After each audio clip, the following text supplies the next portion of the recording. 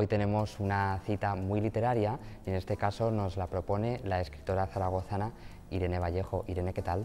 Muy bien, encantada de estar con vosotros, gracias. Pues nosotros encantados de poder contar contigo para que nos hables de La luz sepultada, que es, bueno, pues no el primer libro, pero sí la primera novela. Cuéntanos cuál es el argumento. La primera ficción, sí. Pues es una historia que sucede en los primeros meses de la Guerra Civil Española en la ciudad de Zaragoza.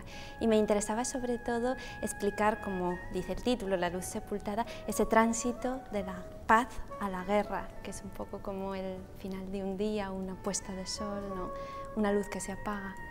Y creía que en esos momentos de paso de una situación pacífica, normal, tranquila, como la que nosotros conocemos al inicio de una guerra, hay momentos de suspense, de incredulidad, de dificultades para reaccionar, y me parecía que era un tema muy interesante y muy sugestivo para un libro.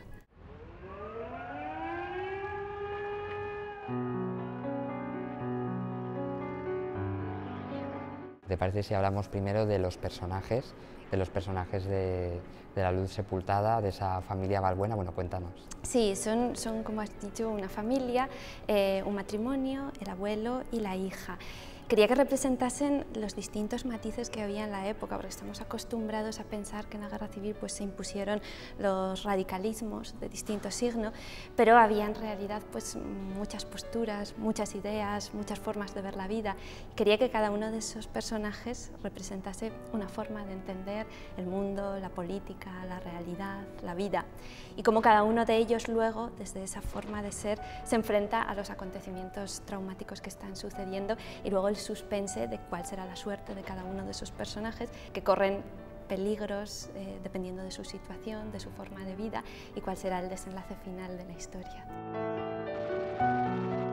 Yo creo que es un buen punto de partida para pensar en la realidad que vivimos ahora, que también tiene sus incertidumbres, también nos ha costado comprender que estábamos afrontando un periodo muy difícil, un periodo muy duro, una crisis tan profunda, pero al mismo tiempo también compararlo y captar todas las diferencias de aquella España que se sumió en una guerra civil de 3 años y en una larguísima posguerra, a esta España de la democracia que con sus errores y con sus defectos y sus fallos que ahora estamos reclamando que se solucionen, es diametralmente distinta, y que además pues, es un privilegio vivir en un mundo donde ya no estamos amenazados por una guerra como sucede a mis personajes en la novela.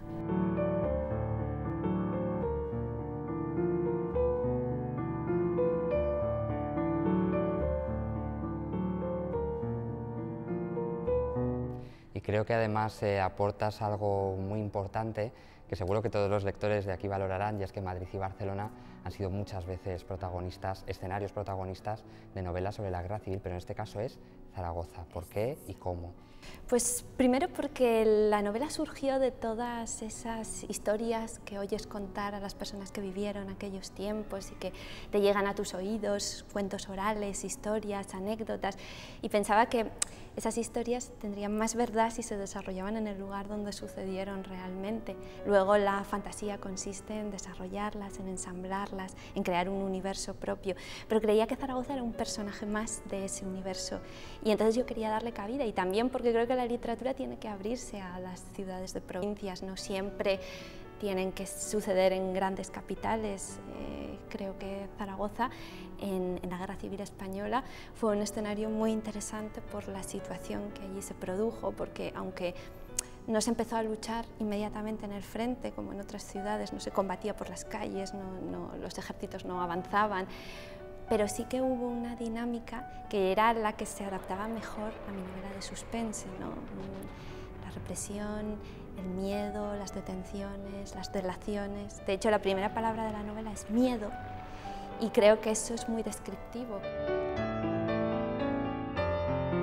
¿Hay algún edificio, algún lugar que cobre especialmente importancia, que sobre todo los lectores más jóvenes, por decirlo de alguna manera, desconozcamos durante toda aquella etapa? Pues la Capitanía es un lugar que tiene una gran importancia, porque digamos que es el centro donde se están tomando todas las decisiones políticas, y digamos que es un edificio que proyecta sensación de miedo, de terror, de algo que está sucediendo, pero detrás de un parapeto no se sabe muy bien cuáles son los acontecimientos y la suerte de los personajes se está decidiendo allí, en un lugar al que casi no tienen acceso.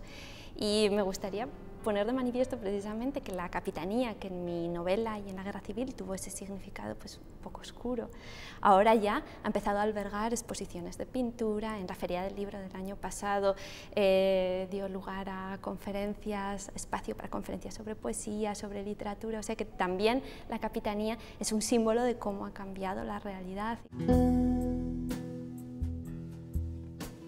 Esta es la primera novela. ¿Cómo te lanzas a escribir una novela encima de suspense, con la importancia que requiere la trama, que esté todo muy bien pensado y detallado?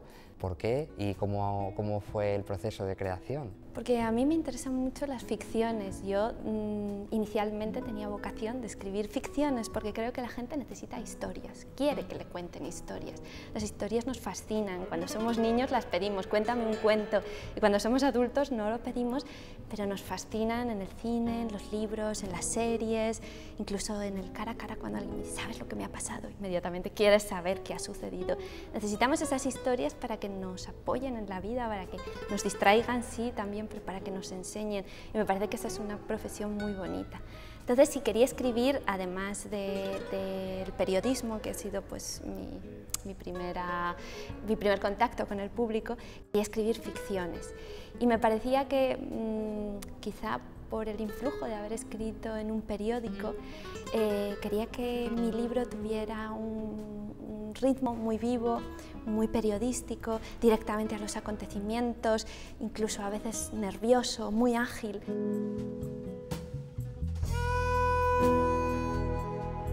Porque si alguien no lo sabía, Irene Vallejo cuenta con es la escritora de una columna que está teniendo mucho éxito en el Heraldo de Aragón, en la que relaciona temas de actualidad con la antigüedad clásica. Algo muy diferente a lo que nos trae La Luz Sepultada. ¿Qué has aprendido tú en este nuevo paso, escribiendo La Luz Sepultada? ¿Qué te ha aportado a ti? Pues ya en mis columnas me gusta bucear en el pasado para encontrar claves que nos explican el presente, y un poco ese juego lo he traído también a esta novela, ¿no?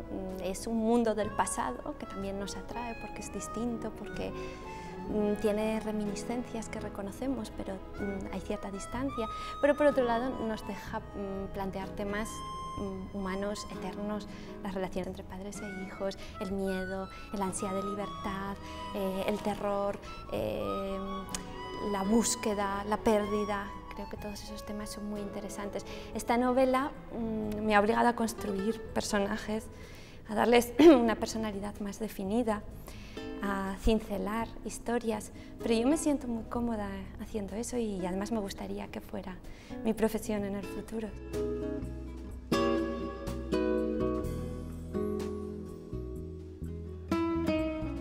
Pues todo eso condensado en 246 páginas, ya lo sabéis, una lectura totalmente recomendable para este verano, La Luz Sepultada, en editorial Paréntesis. Muchísimas gracias, Irene, ha sido un placer poder compartir este ratito contigo. Para mí también, muchas gracias.